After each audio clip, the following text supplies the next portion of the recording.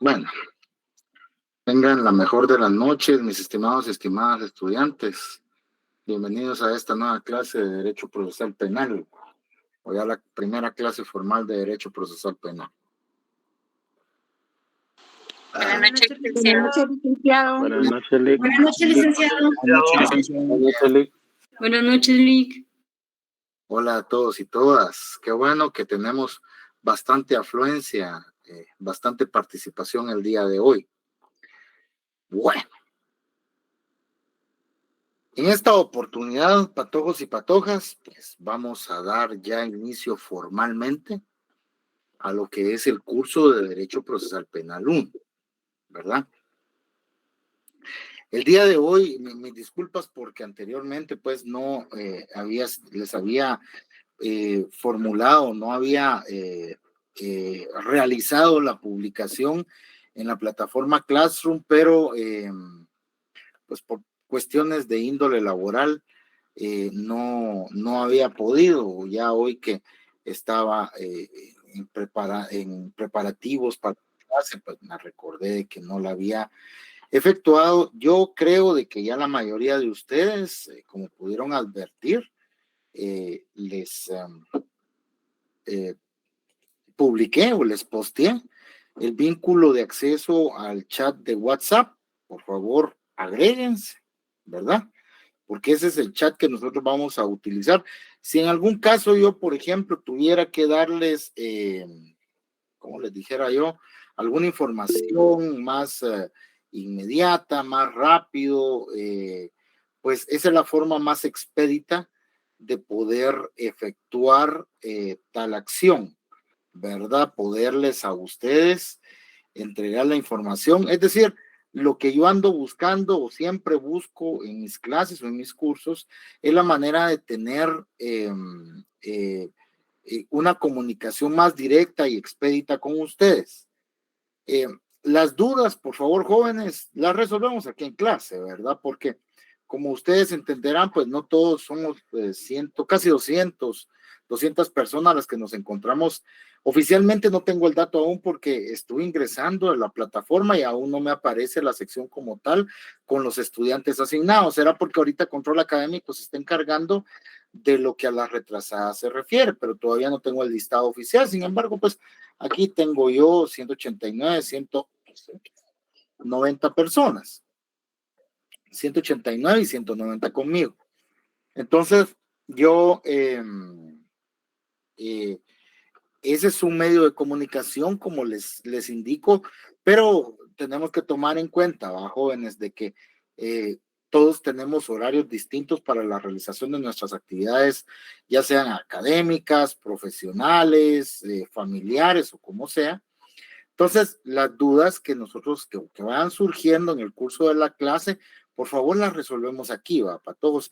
Ahí solo es como les digo, para alguna cuestión, alguna información que yo les deba transmitir de manera inmediata, que les dijera yo, dudas que surjan y que de plano no puedan esperar para el día en el que tenemos el programar las sesiones de clase. Entonces, pues ese es un medio de comunicación entre nosotros, ¿no? Para todos, para todos y para todas, al igual que la plataforma Classroom. En la plataforma Classroom, yo ahí les voy a estar posteando el material, yo ahí les voy a estar, de igual manera nos podemos comunicar por ese medio, ¿verdad? Pero siento yo que, por ejemplo, WhatsApp es una forma más expedita, más rápida de poder estar en contacto, ¿verdad? Al final de cuentas, aquí de lo que se trata es que exista fluidez en torno a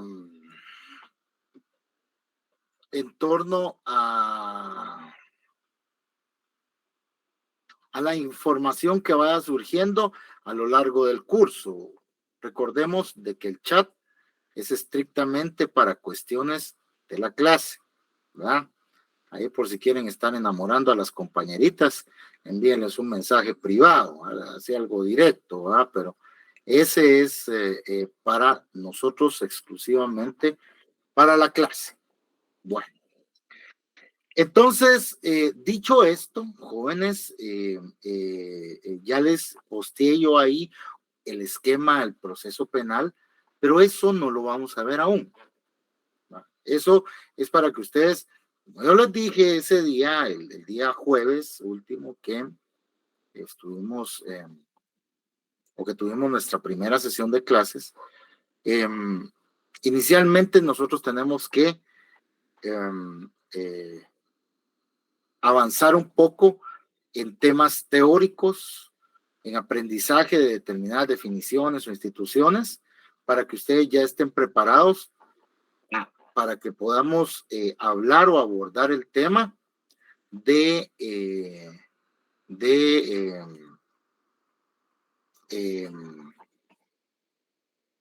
tema de las etapas del proceso penal per se. Y por ahí, Diego, no sé quién fue, ahí en el chat, no lo regañé, no, yo no soy regañón, me oyeron patojos. Como les digo, les estoy nada más dando lineamientos para que nosotros podamos aprovechar las herramientas que tenemos a la mano y que nos puedan servir efectivamente para lo que es, para el desarrollo de nuestras actividades académicas. Pero no, esto no es un regaño. ¿Oyeron? Bueno, empecemos pues, ¿verdad?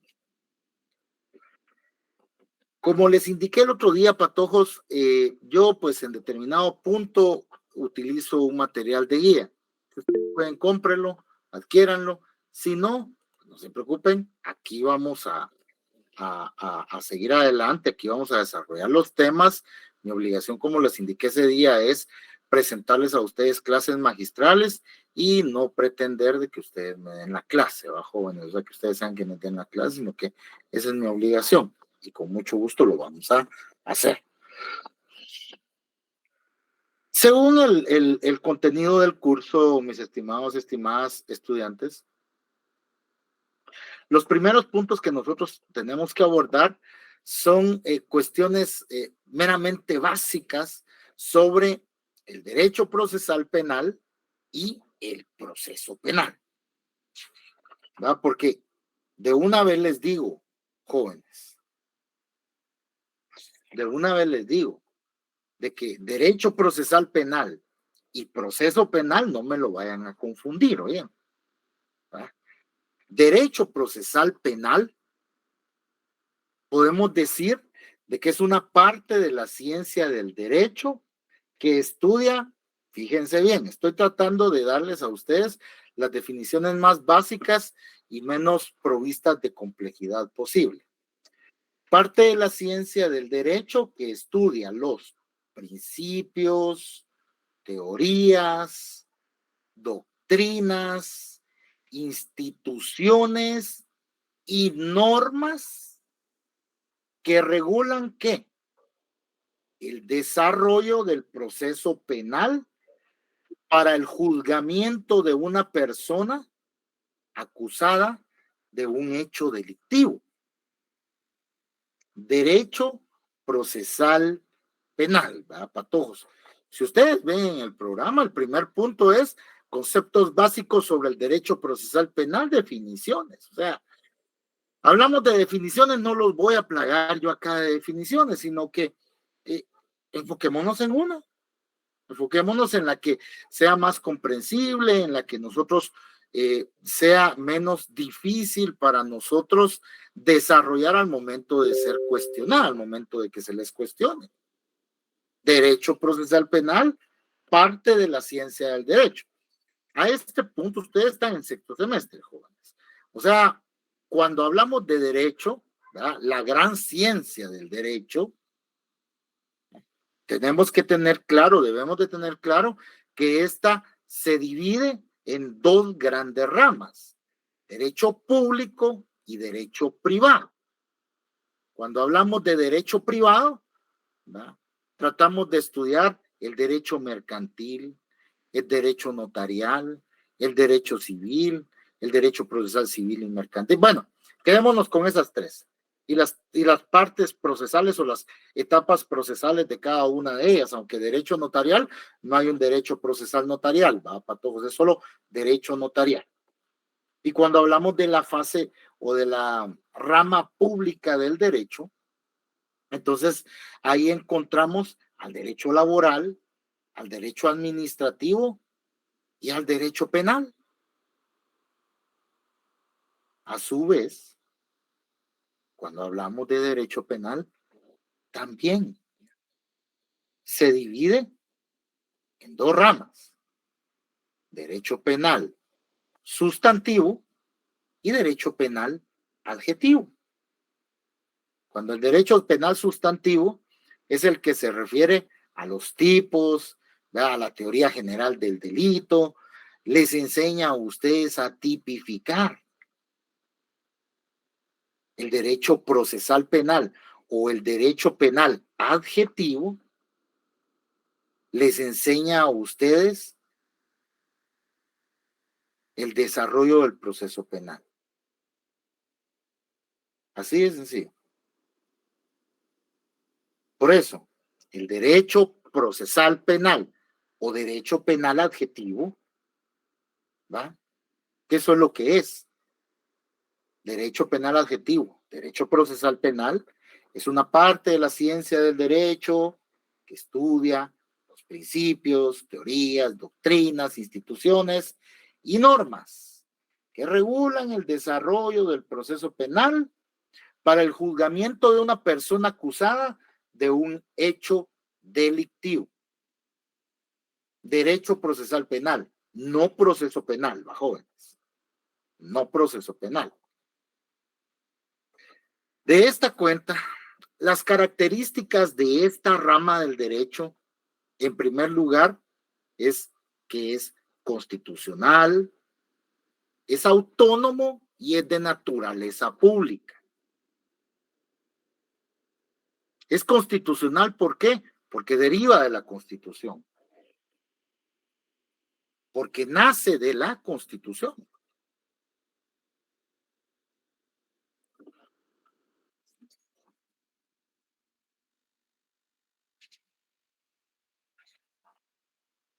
Ahorita solo les ando buscando un artículo de la Constitución. Artículo 12. La defensa, artículo 12 de la Constitución Política de la República de Guatemala. La defensa de la persona y sus derechos son inviolables. Nadie podrá ser condenado ni privado de sus derechos sin haber sido citado, oído y vencido en proceso legal ante juez o tribunal competente y preestablecido. Entonces, la propia Constitución a nosotros nos señala de que para declarar la responsabilidad penal de una persona debe de haber sido ¿qué? Citada, oída y vencida en juicio, en proceso. Debe existir un proceso, ¿verdad? Para que ese proceso exista, debe existir una normativa que lo regule.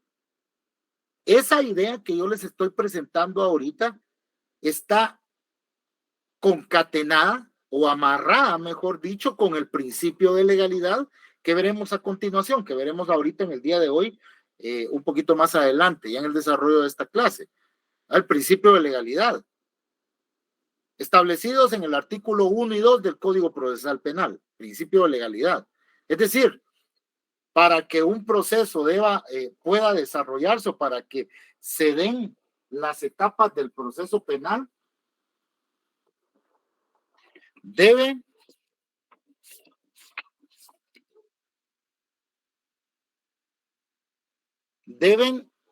los actos u omisiones calificados como delito que se le estén atribuyendo a la persona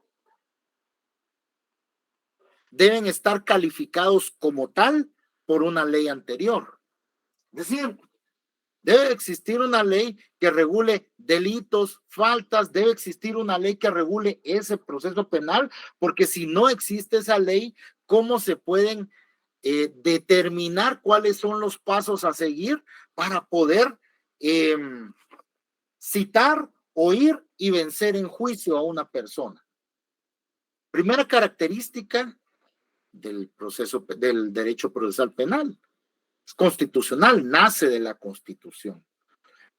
¿Por qué es autónomo? Porque no necesita de ninguna otra rama del derecho para su existencia.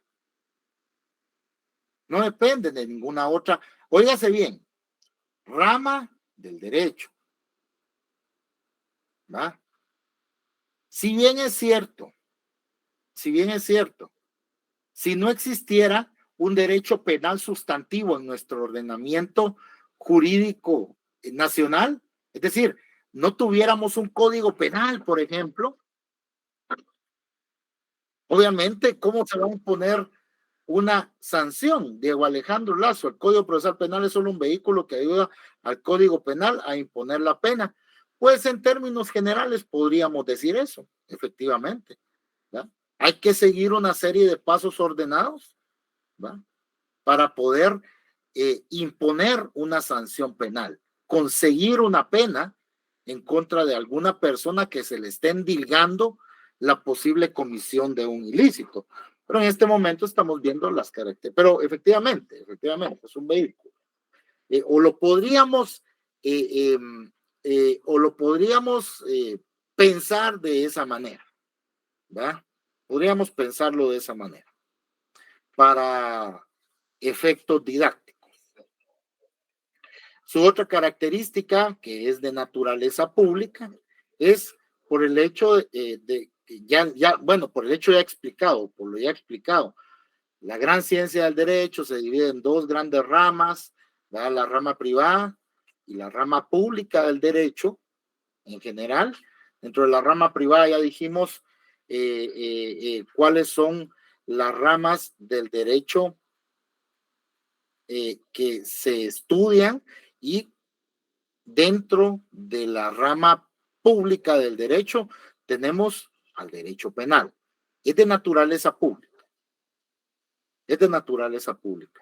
Otro de los factores que lo convierte en un derecho de naturaleza pública es por la intervención del Estado, porque el Estado está presente dentro de el desarrollo del proceso penal. ¿Cómo está presente el Estado? A través de los jueces, organismo judicial, a través de los fiscales, Ministerio Público, a través del Instituto de la Defensa Pública Penal, defensores públicos, ¿verdad, jóvenes? Entonces, el derecho procesal penal es de naturaleza pública. Así, su naturaleza jurídica, podemos decir, o no podemos decir, ¿verdad? Es un derecho de naturaleza pública. Caemos a lo mismo. La naturaleza jurídica del derecho procesal penal es que es de naturaleza pública. Bueno, cuando nosotros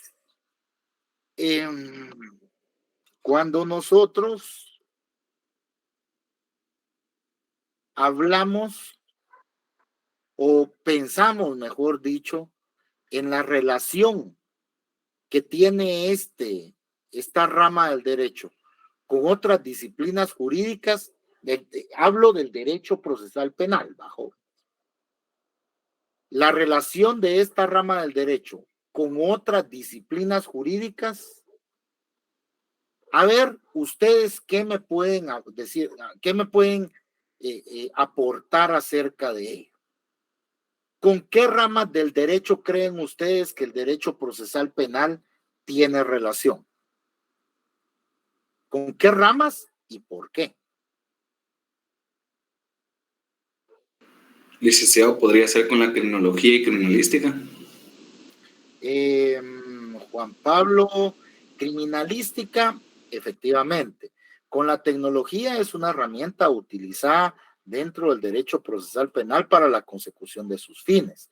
Pero ahora, con la criminalística, ¿por qué tendría? Y efectivamente, ahí está bien, con la criminalística, sí. Pero ¿por qué el derecho procesal penal tiene relación con la criminalística? ¿Por qué cree usted? Porque siempre que se habla de derecho procesal, siempre se habla también de que van de la mano criminología, criminalística. Bueno, es lo que he escuchado yo. Pues. Sí, no. Y está muy bien usted, Juan Pablo. Ahí está muy bien usted. Solo que digamos, yo lo que ando buscando, recuérdense, jóvenes, de que aquí ya estamos en sexto semestre. Entonces, nuestras respuestas, yo lo que quiero es incentivar en ustedes, no hay que tener temor de participar, ¿oyeron? Porque aquí yo, no sé si se los dije el jueves, pero aquí se vale equivocarse uno, en la calle ya no. Cuando ustedes sean profesionales ya no se vale equivocarse, porque si ustedes se equivocan allá, les va a costar años si ustedes se dedican al derecho penal, les va a costar años de la vida de una persona dentro de la cárcel, o bien la pérdida de sus bienes materiales, porque eso se da en el derecho penal también, ¿verdad? La afectación pecuniaria por el pago de multas, por ejemplo. Es decir, aquí nosotros venimos a aprender, aquí yo vengo a aprender también, jóvenes, todos venimos a aprender. Si bien es cierto, este es mi fuerte en mi profesión, pero a mí cada promoción de estudiantes que me entregan, yo trato de sacarla lo mejor preparado que pueda en esta rama que es lo fuerte mío, ¿va? Entonces, yo trato de sacarla lo mejor, pero yo necesito incentivar el análisis en ustedes. Entonces, por eso es que yo les pido participación. Está bien, aquí no hay aporte o opinión equivocada, jóvenes, ¿va? Aquí tal vez habrá una cuestión que no sea la adecuada en su caso, pero nosotros la enfocamos, buscamos la forma de enfocarla, ¿verdad? Pero como les digo, es aquí en donde se vale que nosotros nos equivoquemos. Ahorita les voy a dar la palabra a cada uno de los que me la están pidiendo. La criminalística, por ejemplo, vamos a ver quién, Juan Pablo. La criminalística es una disciplina que se enfoca en el análisis y la interpretación de la evidencia física relacionada con un delito. Obviamente, tiene razón, la criminalística tiene relación con el derecho procesal penal porque es una herramienta que utiliza el ente investigador. De hecho, la criminalística es una ciencia. Entonces, es una herramienta que utiliza el ente investigador para efectivamente recolectar evidencia. Eso es lo que se hace con la criminalística, ¿va? Se investiga el fenómeno criminal, ¿va? Criminología criminalística estudia el fenómeno criminal, ¿va? A través de la recolección y análisis de evidencias, y criminología estudia al delincuente y a sus formas, lo que en algún momento ustedes tuvieron que haber visto en derecho penal.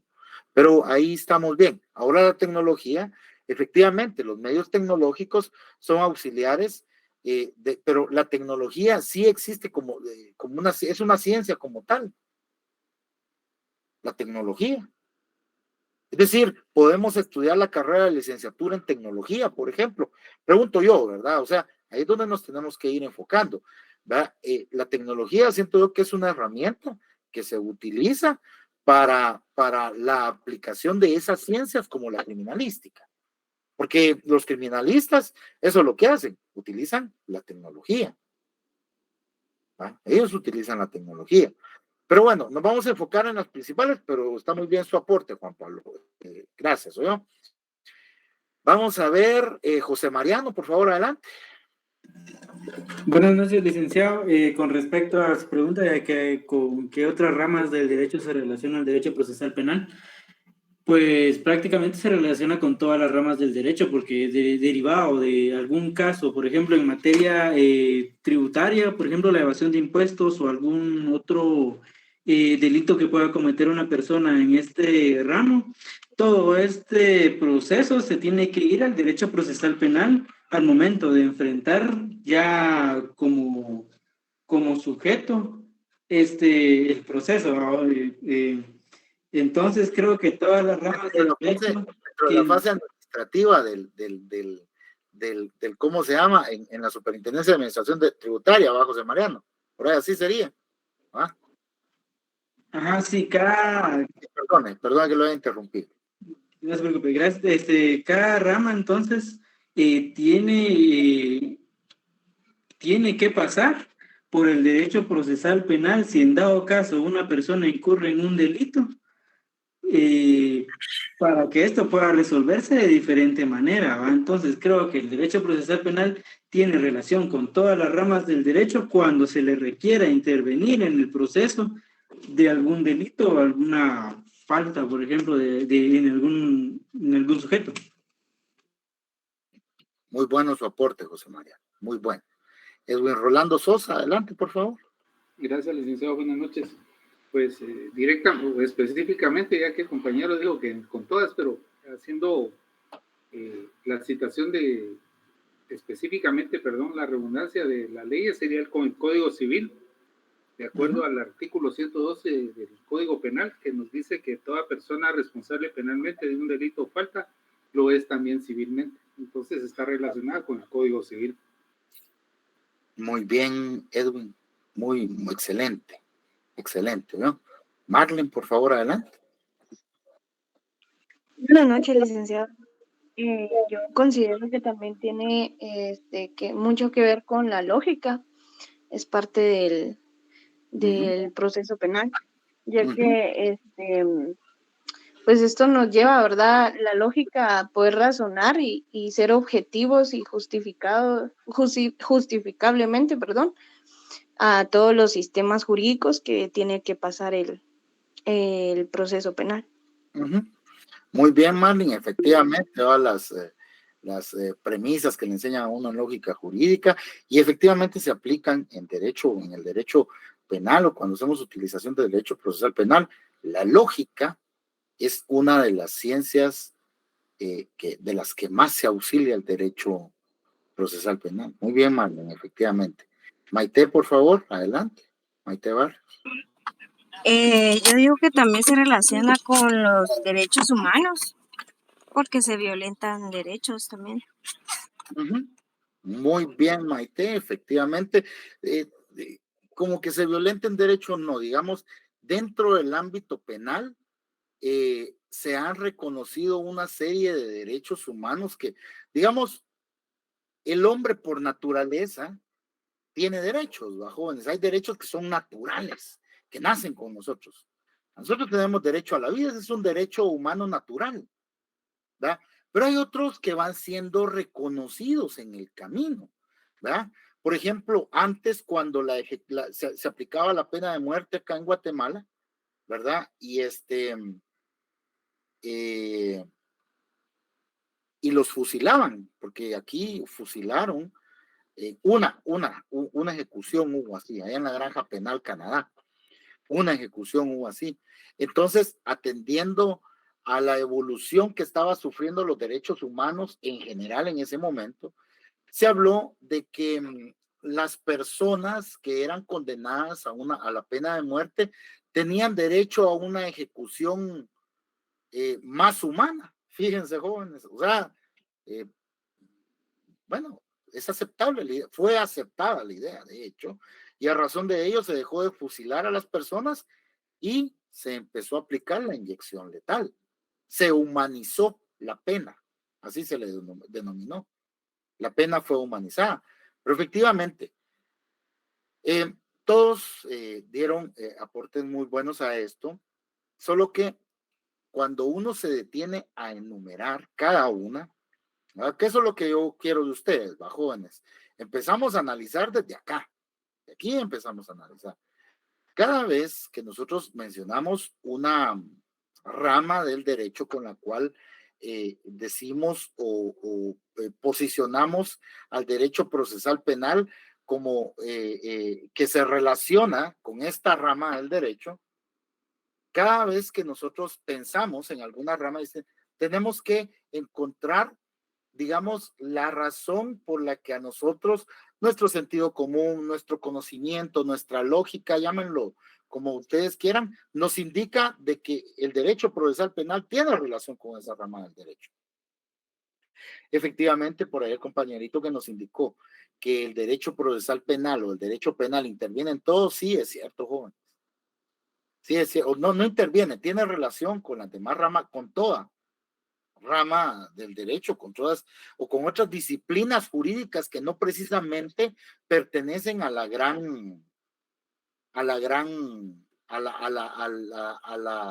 que están inmersos dentro de la rama del derecho per se, como la criminología, es decir, la criminología es una ciencia afín, la criminalística es una ciencia afín, pero no está incluida per se dentro de la rama del derecho, dentro de las ramas del derecho.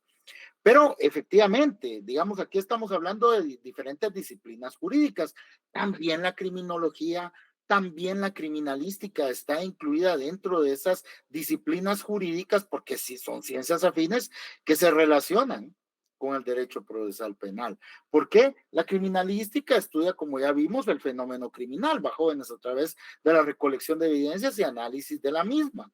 La criminología estudia propiamente al delincuente, su forma de actuar, su conducta. La psicología, jóvenes, también tiene relación dentro del derecho procesal penal, porque es una ciencia de la cual se auxilia dentro del proceso penal para poder cumplir con los fines del proceso penal. Pero si ya nos vamos a ramas, por ejemplo, del derecho, cuando hablamos del derecho constitucional, por ejemplo, ¿cómo es que tienen relación entre ellos? Pues el derecho procesal penal nace de nuestra Constitución, nace desde esta rama fundamental del derecho, nuestra Constitución. Desde ahí nace la medicina forense. Por supuesto que la medicina forense es una disciplina como por ser medicina, ¿verdad? No podríamos decir que es jurídica, pero es una disciplina que se relaciona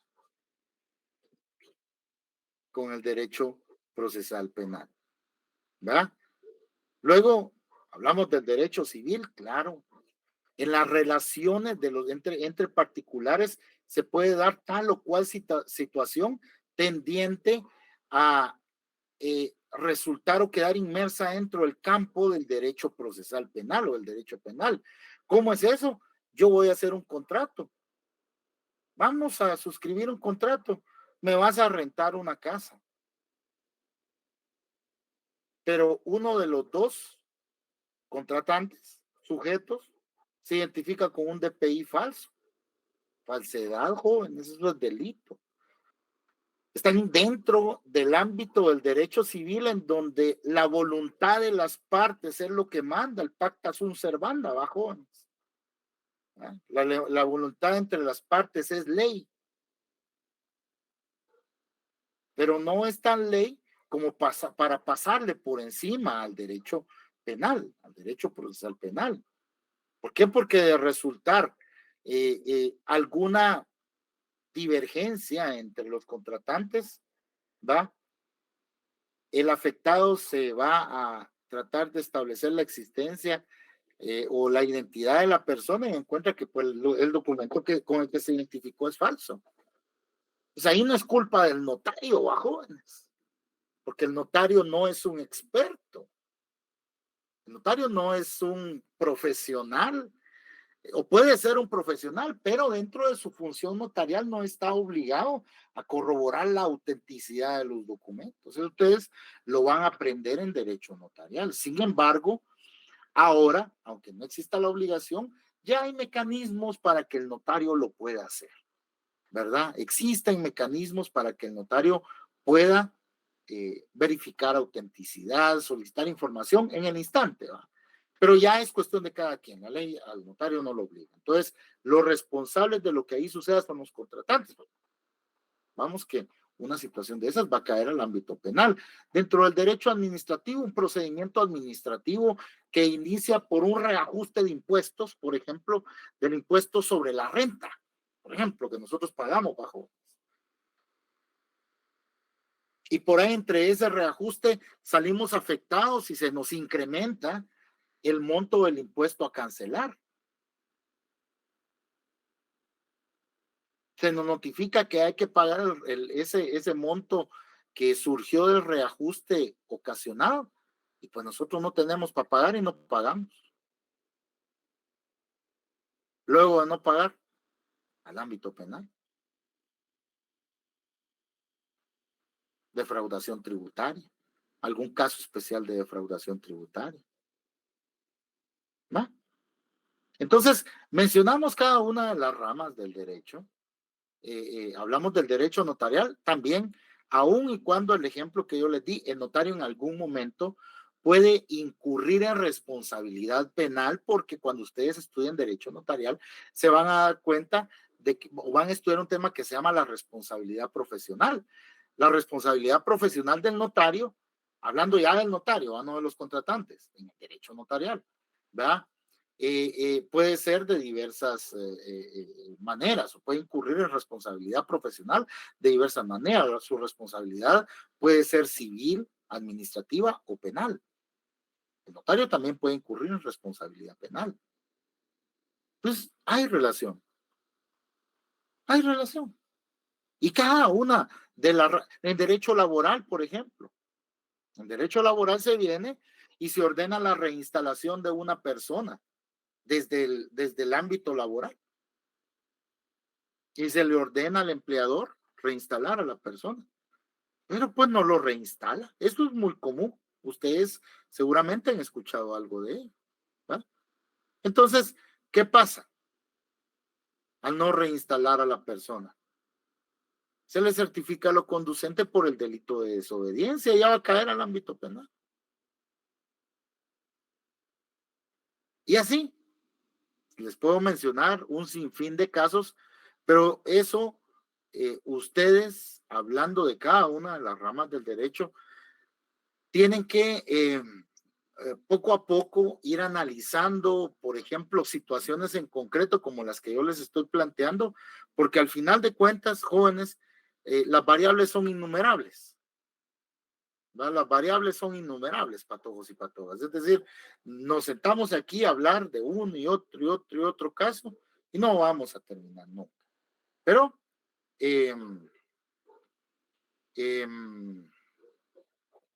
al final de cuentas, lo que tenemos nosotros que tener claro es que sí, efectivamente, el derecho penal, derecho procesal penal tiene relación con la gran mayoría de disciplinas jurídicas. O, bueno, hablando de disciplinas jurídicas, no podría excepcionar o sea, no hay excepción alguna.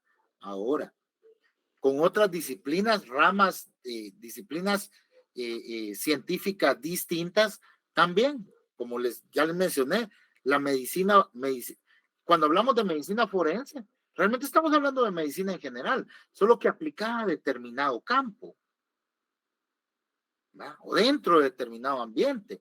¿Orientada a qué? A descubrir la causa de muerte por un hecho violento, para determinar la posible comisión de un delito. Para eso es utilizada la medicina forense, ¿verdad? Entonces, la psicología también. La psicología es más y más utilizada cada vez.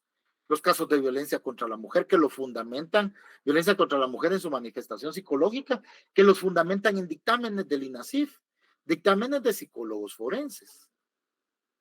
¿Va? Sí hay relación. Así hay relación. Eso poco a poco lo vamos a ir descubriendo. Pero, mientras tanto, no vamos a detener mucho aquí, vamos a avanzar un poquito porque necesito yo hablar de algo más. ¿Tienen alguna duda al respecto hasta dónde vamos, patojos y patojas? No, No, licenciado. No, licenciado, todo bien. todo claro. Muy bien. Sigamos, pues. Hablemos del proceso penal. Hablemos del proceso penal. Ya hablamos del derecho procesal penal. Hablemos del proceso penal. ¿Cómo podríamos definir el proceso penal, pato? ¿Cómo? En sus palabras. ¿Alguien que me ayude? Licenciado, podría ser es la serie de etapas que una vez concluida una de ellas, se pasa a la siguiente. Muy bien, Edwin. ¿Ahí nos quedamos? ¿O ahí? Sí, ahí. Va, muy bien, ahí estamos. Serie de procesos que llevan al término de una sentencia, dice Luis Fernando. La cuestión es que estamos definiendo el proceso penal. Y el proceso penal, o sea, vamos nutriendo un poco nuestro vocabulario técnico, ¿va, jóvenes? Porque ustedes ya van a más de la mitad de la carrera. Entonces, vamos nutriendo el vocabulario. Eso es un ejercicio que lo vamos a ir puliendo. ¿Oyeron? Vamos a ir puliendo ahorita a lo largo del semestre. Diego Alejandro Lazo Armira. Vamos a ver, Diego, adelante, por favor. Pues yo diría que el derecho procesal penal no es más que la aplicación del derecho penal o el derecho sustantivo, ¿verdad? Para llegar a la emisión o aplicar la pena mediante la sentencia o la medida de seguridad.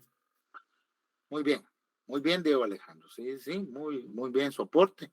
Heidi Roxana, por favor, adelante. Gracias, licenciado. Buenas noches. Pues es un proceso el cual se desarrolla en dos fases, una interna y una externa, ¿verdad? En la interna, pues es la que no podemos tipificar, ¿verdad? Porque está solamente en la mente de la persona que tiene un plan de realizar algún acto, acto criminal, ¿verdad? Es lo que podría aportar, licenciado. Va. Muy bien, Heidi, gracias. Entonces, mire, pues, usted me está hablando desde la etapa del itercriminis, en donde el camino del crimen, ¿va? En donde el delito nace en la mente del delincuente, ¿va? Pero ahí nos estamos retrotrayendo hasta, ¿cómo le dijera yo? A la fase del derecho penal sustantivo. Mire, vamos bien, usted que tiene ideas, pero ahorita vamos a ir concretando, pero muy bien, Heidi, pues gracias por su aporte, ¿no? Desde Estefanía, adelante. Sería una serie de pasos concatenados que se dan después de haber, se me fue la palabra ahorita, pero de haber encasillado un delito con el fin de la solución de algún conflicto, en este caso un conflicto penal, tipificado, perdón. Bueno, claro, Leslie, no, gracias, ¿no? Gracias. Por ahí vamos, por ahí la vamos llevando, ahí vamos. Jennifer, por favor. Buenas noches, licenciado. Bueno, yo lo entiendo de esta manera. El proceso penal se podría dar, por ejemplo, cuando en cualquier rama del derecho se comete alguna situación en donde se certifica lo conducente para que se inicie una investigación propia que amerite que hay situaciones de índole penal. Bueno, no sé si estoy bien o estoy un poquito perdida. No, por ahí vamos. Ahora vamos a ir ordenando ideas. Vamos a terminar aquí con Rosana. Bueno, y Amílcar. Rosana y Amílcar, levante la mano, Amílcar. No se preocupe, lo voy a dejar participar. Rosana, por favor, adelante. Sí, licenciado, buenas noches. Para mí, el proceso penal son todas las actuaciones que se tramitan ante una autoridad judicial para determinar si ciertas acciones u omisiones constituyen un delito. Muy bien, tiene la idea, Rosana, muy bien. Amílcar, por favor, adelante. Tal vez complementando lo que dijo la compañera, porque sí tenía una idea de que eran actividades, ¿verdad?, realizadas dentro del tribunal, donde están las actuaciones de las partes, de los abogados y del juez, en donde se conoce lo que es un asunto relacionado a si una persona cometió delito o en este caso, pues, buscar una sentencia. Ok, gracias, Amílcar. Por ahí vamos, miren pues, vamos teniendo la idea, solo que vamos teniendo ideas y todo, pero vamos ordenándolas, las vamos a ordenar. Definiendo el proceso penal de una manera muy sencilla. Proceso penal es la serie de etapas ordenadas y concatenadas, ya vieron que por ahí lo dijeron, que regulan el desarrollo del proceso penal para el juzgamiento de una persona acusada de un hecho delictivo. Sencillo. ¿Por qué no incluimos más elementos en esta definición? Porque tendríamos que hablar del objeto del proceso penal y de los fines del proceso penal, que son temas independientes. Entonces, en términos generales y para no hacernos, o sea, para tratarlo de hacer un poquito más sencillo, si se dieron cuenta, cada uno de ustedes aportaron elementos que efectivamente, o al final de todo, cuando lo juntamos, van incluidos en la definición. Van acá incluidos en la definición. Proceso penal es la serie de etapas ordenadas y concatenadas. ¿Por qué concatenadas? Era lo que decían. Va una tras la otra. Si no se ha agotado una etapa, no se puede pasar a la otra. Entonces, eso fue lo que ustedes dijeron. Ahí estamos bien. Es la serie de etapas ordenadas y concatenadas que regulan el desarrollo del proceso penal para el juzgamiento de una persona acusada de un hecho delictivo. Eso es el proceso penal. Eso es el proceso penal. Ahora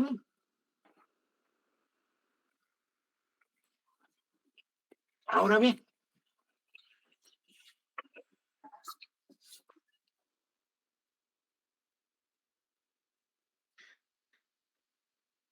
¿cuál es el objeto del proceso penal, Pato?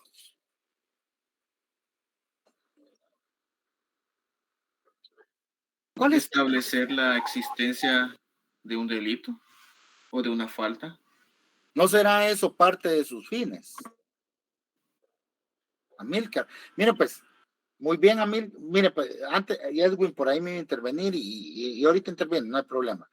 Está bien, Amílcar, está bien. Ahí estamos bien, solo, digamos, antes perdón, porque fue cuestión mía, para contestarme esto, ustedes tienen que tomar en cuenta que ahorita vamos a hablar del objeto y los fines del proceso penal.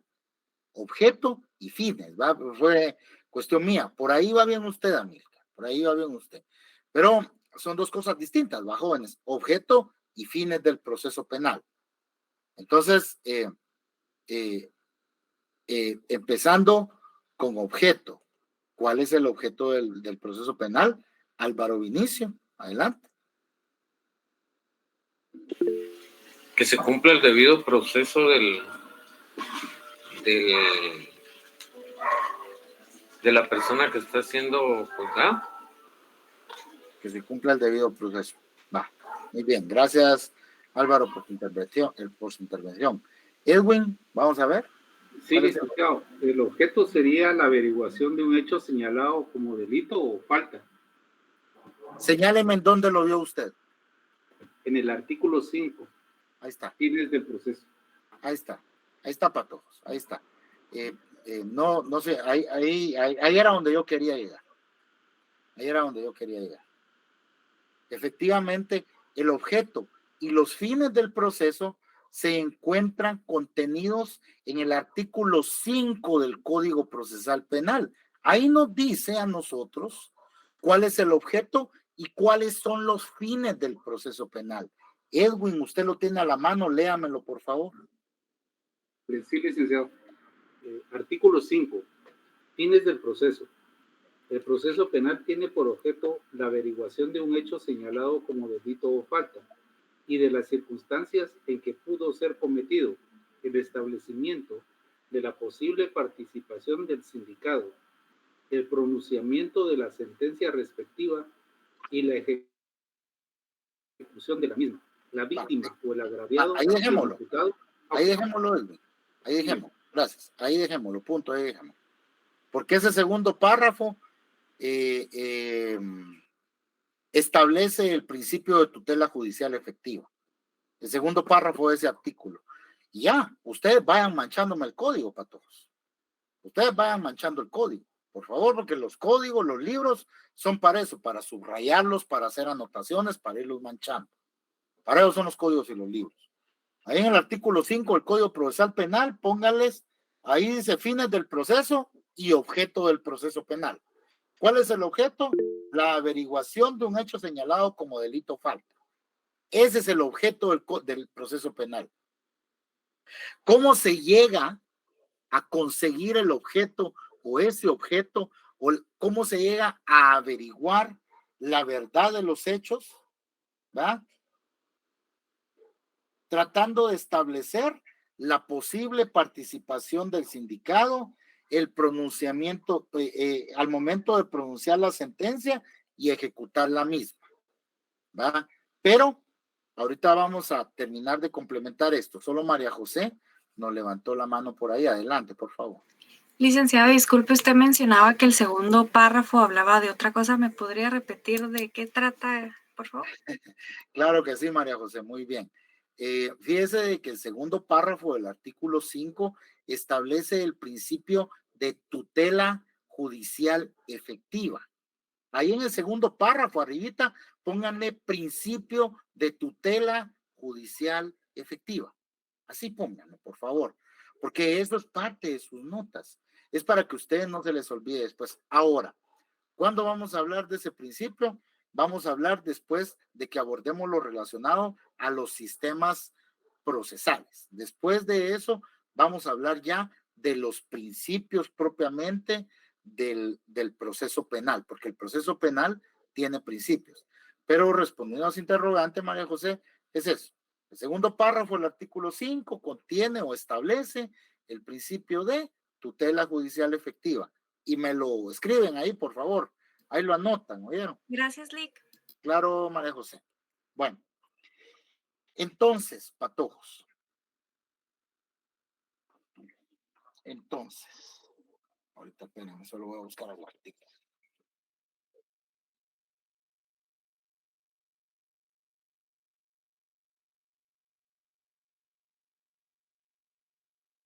¿Cómo es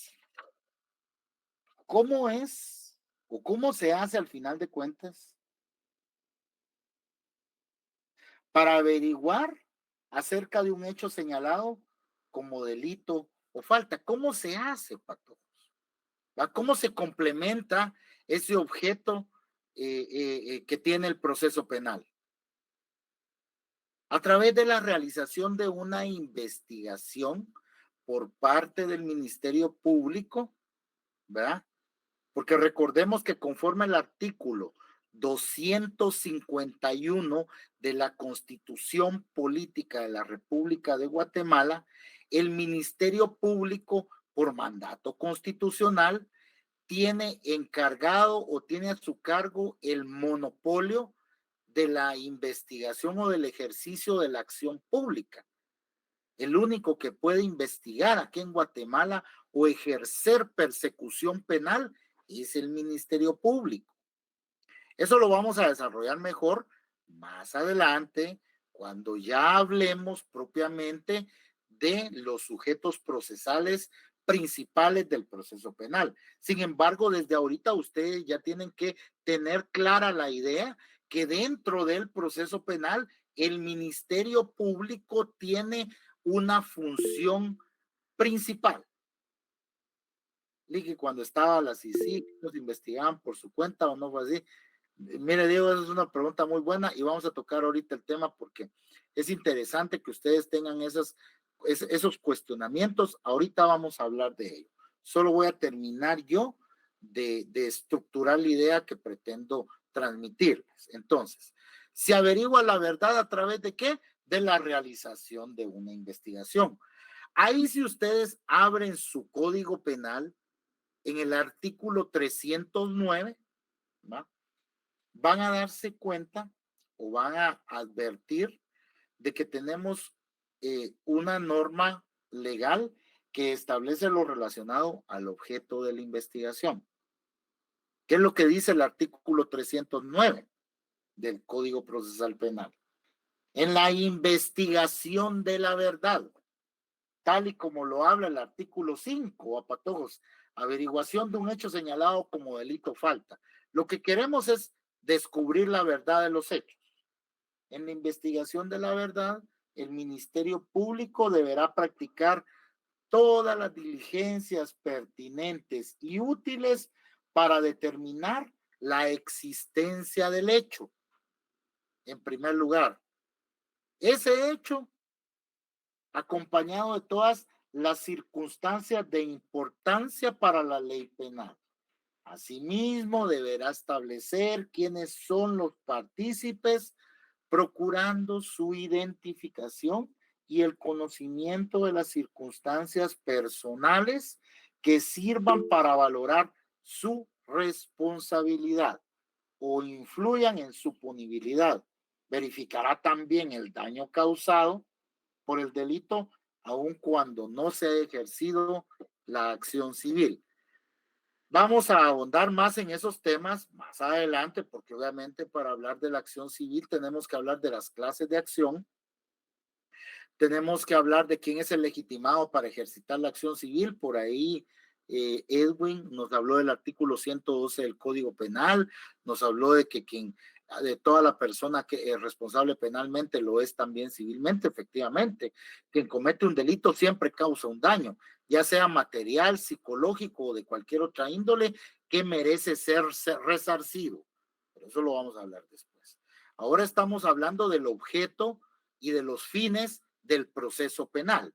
Objeto y fines del proceso penal, para no irnos perdiendo. José Mariano, dígame, adelante. Leí solo una pregunta cabal acerca del Ministerio Público. En el artículo que había mencionado, en el 251, en el último párrafo dice que el presidente de la República puede remover por causa justificada a la fiscal general. Entonces sí se puede, porque en estas circunstancias de las que hemos estado estos meses, días, he escuchado mucho que no, y sí, entonces causa una duda y esa sí quisiera resolverlo. Ya quiere destituir usted a la fiscal general, José Mariano. Hombre, tranquilos, patojos, ustedes, está bien, ahorita le voy a responder su pregunta, está bien que tengan interrogantes así, porque miren, jóvenes, yo siempre les recomiendo a mis estudiantes, a ustedes, patojos y patojas, de que por favor vean noticias, se informen, porque es necesario que ustedes los conocimientos que adquieren aquí traten de aplicarlos a la práctica. ¿Qué es lo que pasa? Según ustedes, ¿cómo piensan que deberían de ser las cosas según sus conocimientos? ¿Saben por qué, jóvenes? Porque ustedes van a estar un día de estos, más adelante, ustedes van a estar sentados en esos puestos. Ustedes van a ser los que van a tener que tomar las decisiones respecto a cómo va a ser la cuestión. Pero si ustedes no tienen buenas bases, definitivamente las decisiones que van a tomar no van a ser buenas. Entonces, por eso siempre les recomiendo, vean noticias, infórmense. Es su país, es el de ustedes.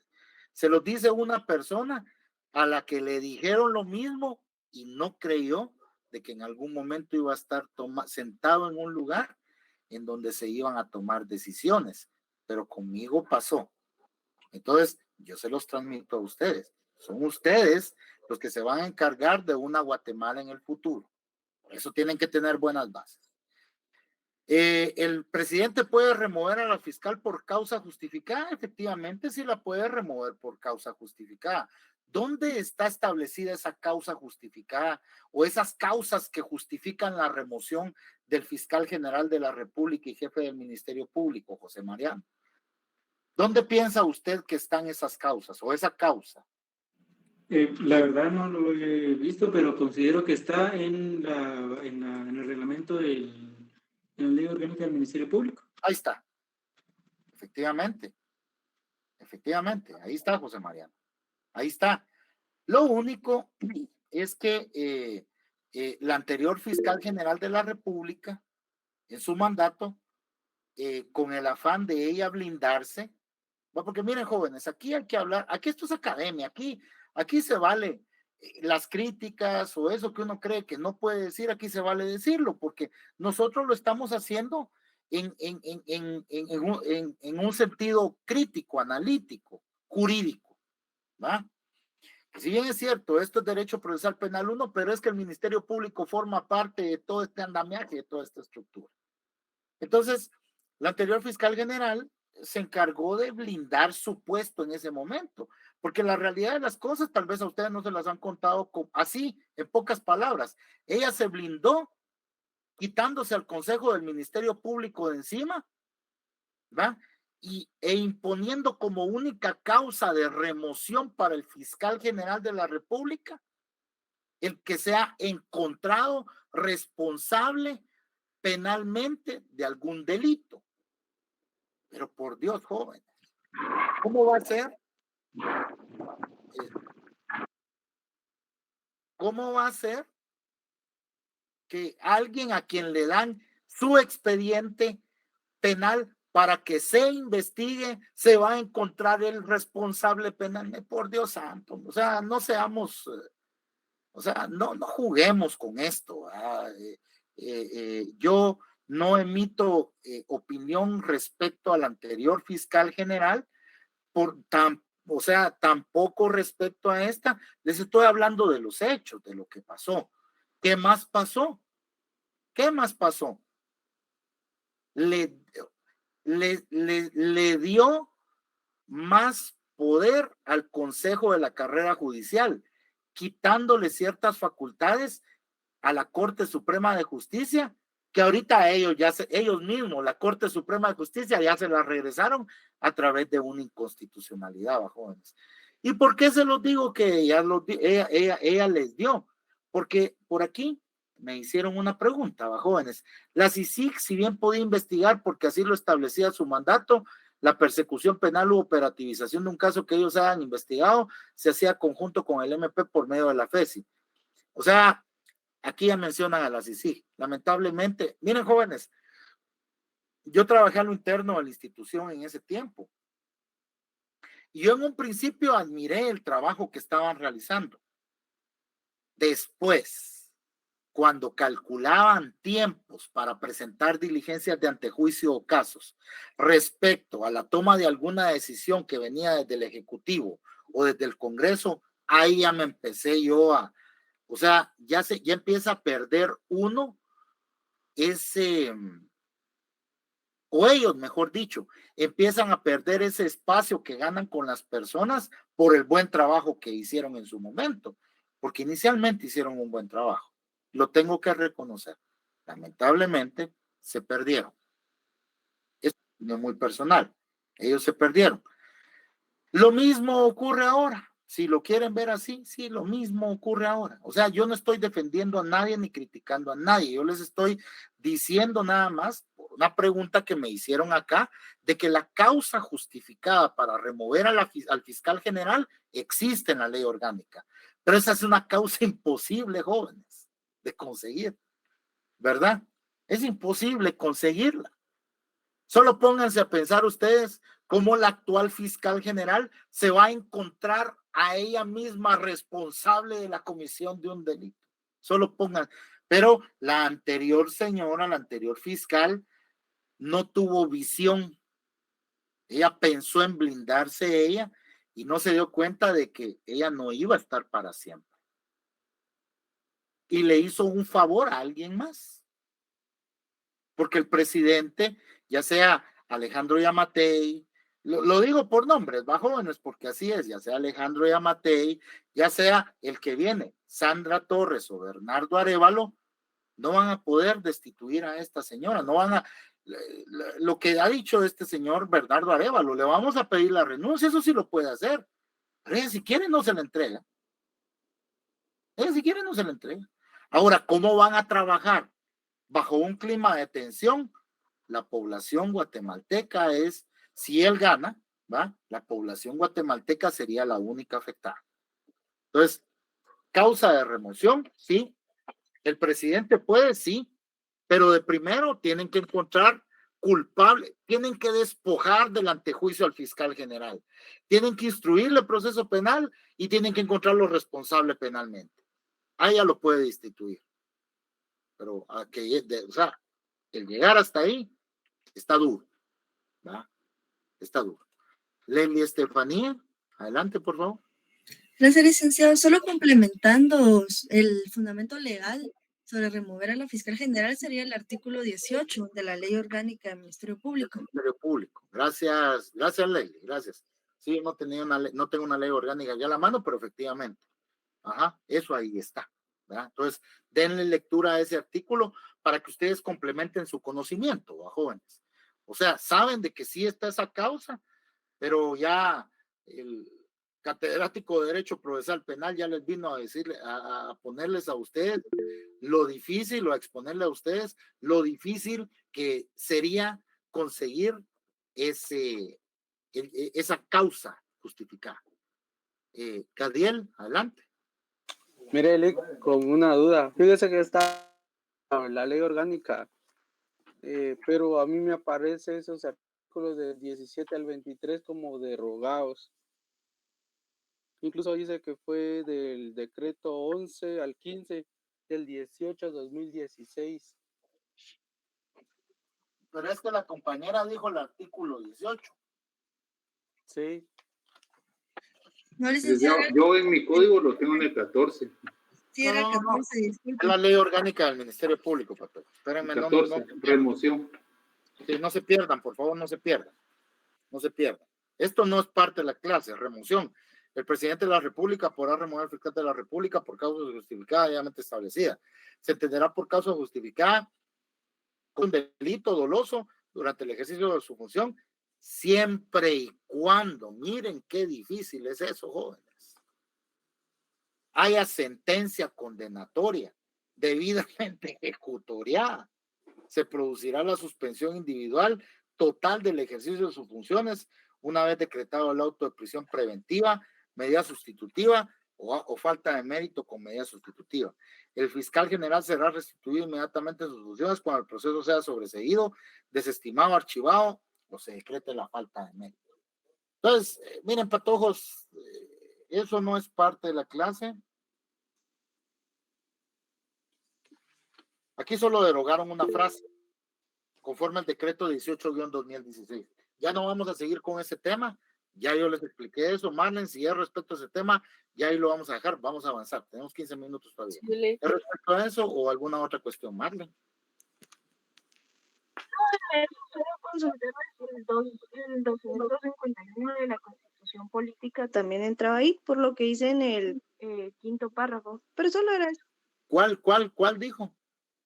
Artículo 251 de la Constitución. Es que dice en el quinto párrafo, el presidente de la República podrá remover al fiscal general por causa justificada debidamente establecida. Mire, Marlen, de ahí arrancó esa discusión. José Mariano fue el que leyó ese párrafo. De ahí arrancó esa discusión.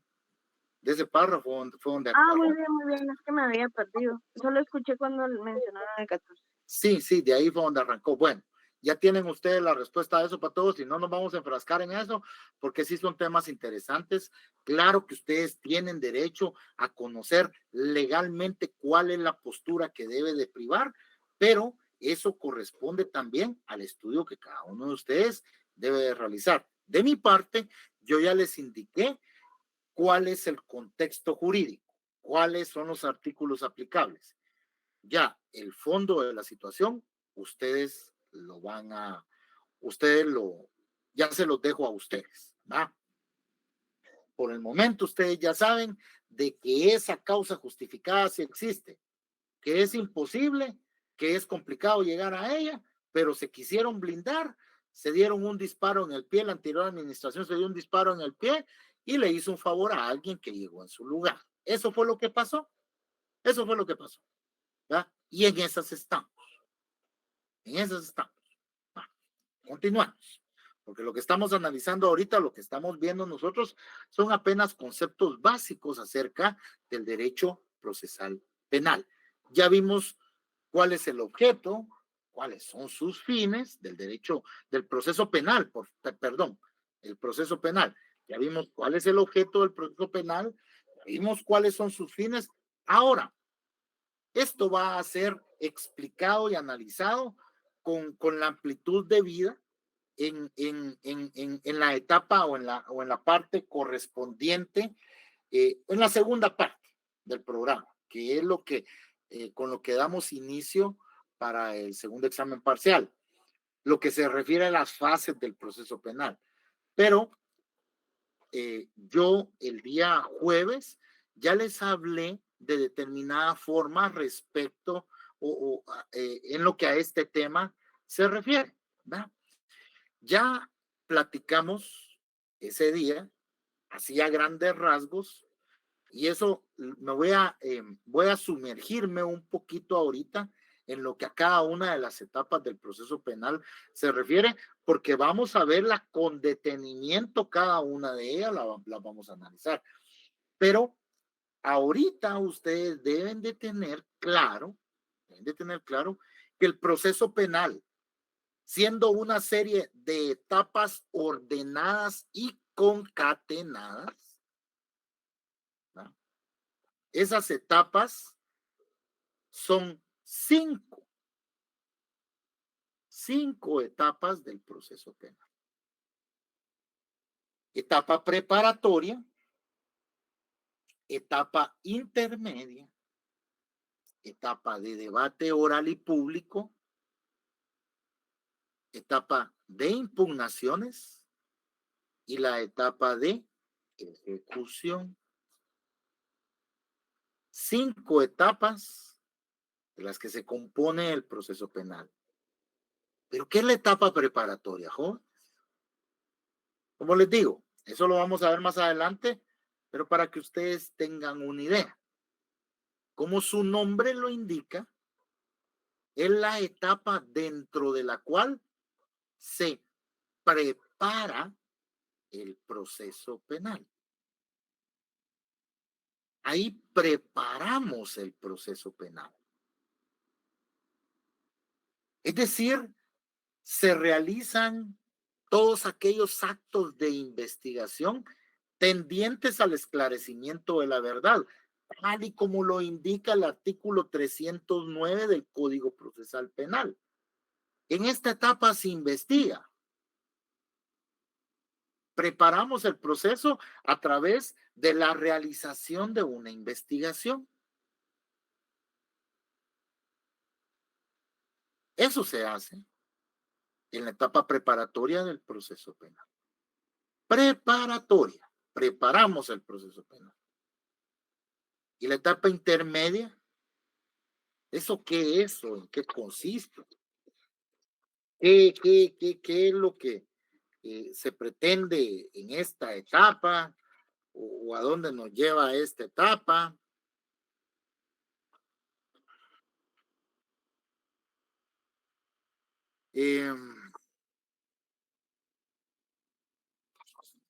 Solo estoy buscando un artículo para trasladarse.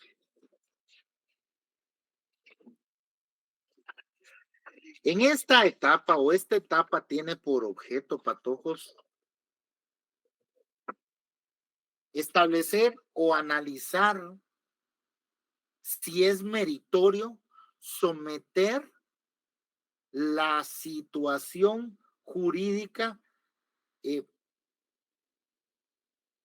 Miren, jóvenes, es la etapa en la que el MP debe exponer la investigación que realizó junto con los medios de prueba sin que sea valorada y con esa base determinar si un sujeto debe o no enfrentar juicio. Miren, pues, jóvenes, yo entiendo de que ustedes pues están emocionados por la clase y todo y tienen, pero si quieren intervenir, yo con mucho gusto les doy la palabra para que puedan hablar. El problema que me provoca a mí que ustedes vayan detallando, porque digamos aquí, como les digo, yo no quiero coartar aquello que ustedes quieran participar, la participación que ustedes quieran tener. Pero el problema que me provoca que ustedes vayan poniendo cada una de sus ideas acá en el chat es el hecho de que sus propios compañeros pueden ir viendo el chat y se van a ir quedando con esas ideas.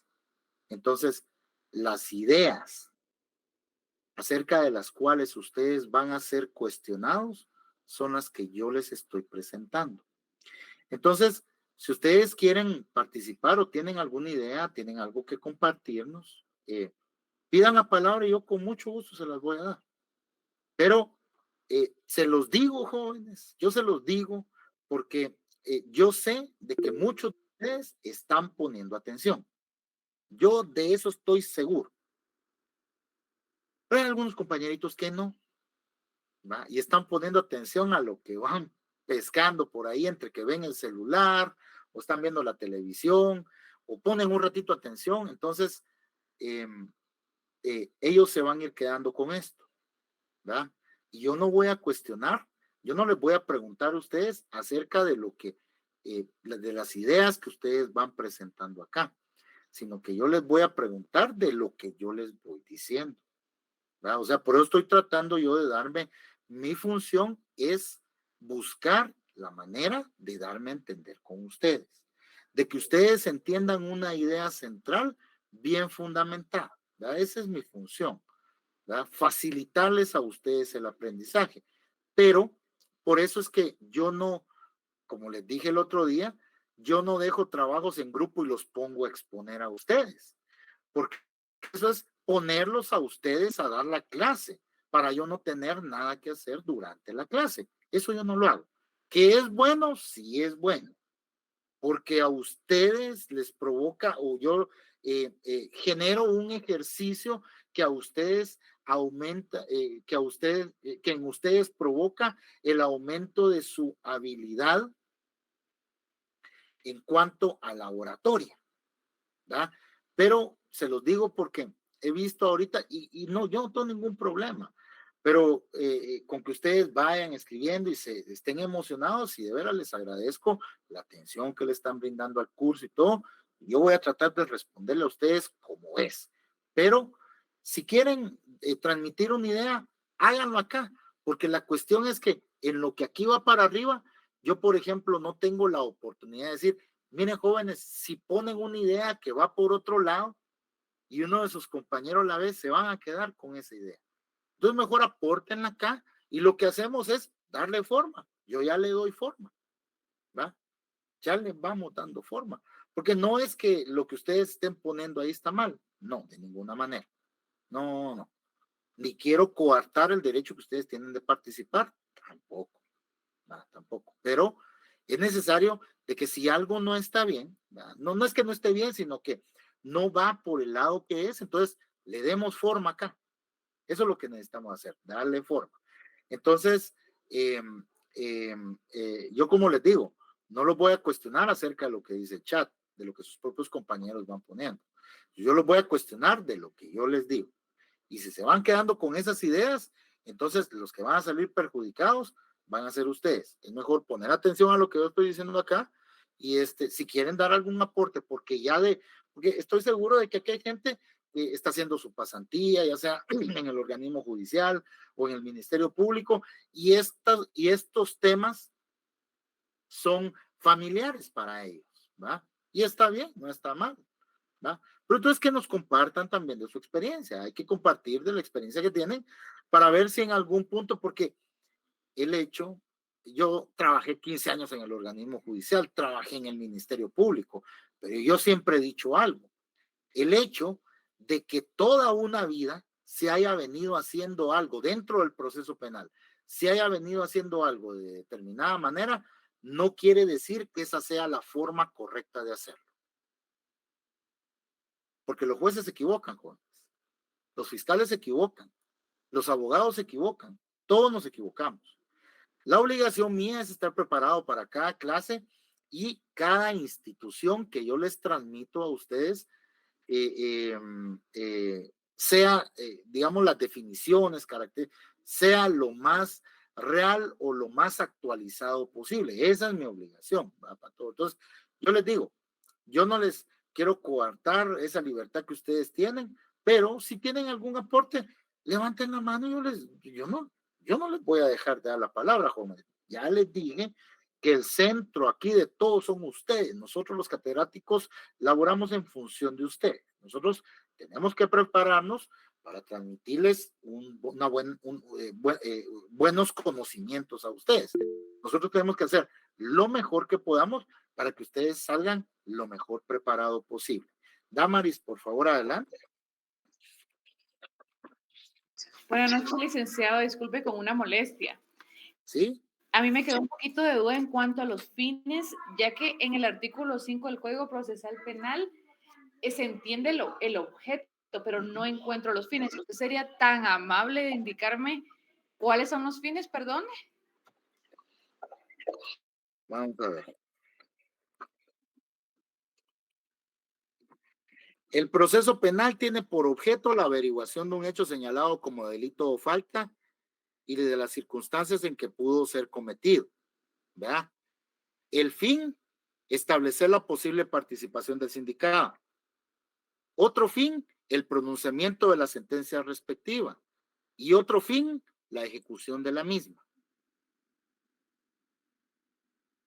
Muy amable, licenciado. Gracias por... No tenga pena, Damaris. Ustedes no tienen por qué disculparse de nada, joven. Va, pero gracias por su buena educación, Damaris. No tienen por qué disculparse de nada. Ustedes preguntan, que mi obligación es responderles. Va, para todos, esa es mi obligación. Y responderles bien, no a media, responderles bien. Va, tenemos el objeto en un lado y por eso el proceso penal tiene por objeto la averiguación de un hecho señalado como delito o falta y de las circunstancias en que pudo ser cometido, punto y coma, ¿verdad? El establecimiento de la posible participación del sindicado, fin. El pronunciamiento de la sentencia respectiva, fin. Y la ejecución de la misma, fin. Alguien levantó la mano por ahí, si quiere que intervenga, si no, tenemos 4 minutos, todavía puedo adelantar para hablarles de algo más, ¿no? Entonces, la etapa intermedia del proceso penal. ¿Qué es lo que, por ahí me preguntaron de la definición de la etapa intermedia? La etapa intermedia, hablamos más bien en lugar de una definición de su objeto. El objeto de la etapa intermedia, la segunda etapa del proceso penal, tiene por objeto que el juez evalúe si existe o no fundamento para someter a una persona a juicio oral y público. Evaluar si existe fundamento serio para someter a la persona a la siguiente etapa del proceso penal, al juicio oral y público. Entonces, preparamos el proceso. Después de prepararlo, como uno de los compañeritos indicó ahí, presenta el Ministerio Público la investigación al juez y al juez en la etapa intermedia analiza si existe fundamento serio para someter a juicio oral y público a la persona. Si no existe, el proceso penal se queda ahí. Si existe fundamento serio, pasamos a la siguiente etapa, la etapa de debate oral y público. Etapa de debate oral y público dentro de la cual se trata de establecer la participación de la persona en el ilícito que se le atribuye, quebrantando su presunción de inocencia. Ahí lo que hay que hacer en el debate o en el juicio oral y público es generar la prueba y a través de esa prueba y el análisis que realiza el juez o los jueces, el juez unipersonal de sentencia o el tribunal de sentencia, a través del análisis de esa prueba que se generó en el debate, determinar si efectivamente puede ser quebrantada la presunción de inocencia de la persona. Es decir, encontrarlo responsable penalmente e imponerle una pena, una sanción penal. Esa etapa, ese es el objeto de esa etapa. Impugnaciones es la etapa a través de la cual se dilucidan o se desarrollan las impugnaciones o los recursos en contra de una resolución o de una sentencia.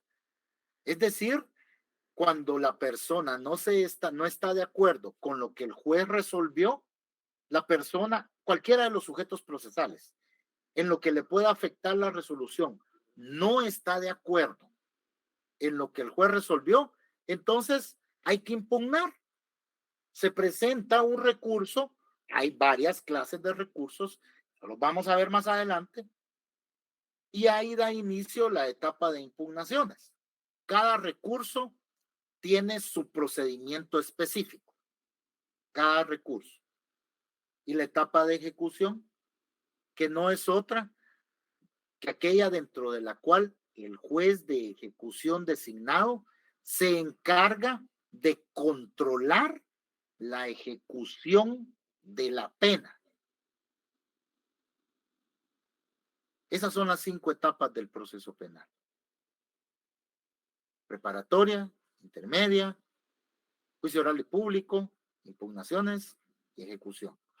Cada una las vamos a desarrollar detenidamente. Por el momento, ¿tienen alguna duda respecto a los temas que vimos?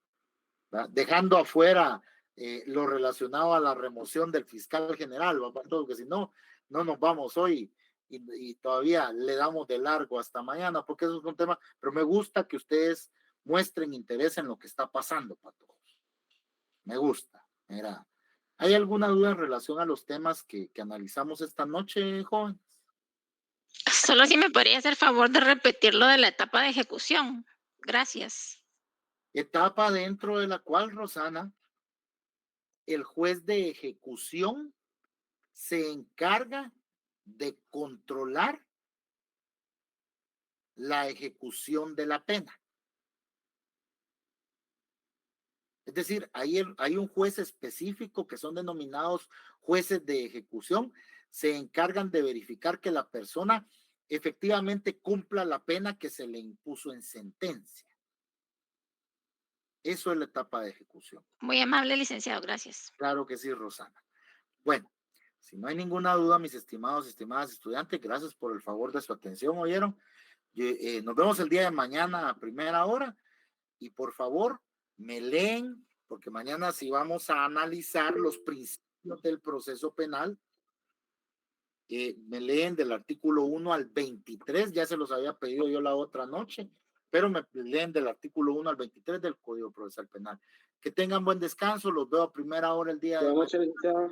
Por el favor. Feliz noche, licenciado. Feliz noche, licenciado. Feliz noche, licenciado. Gracias.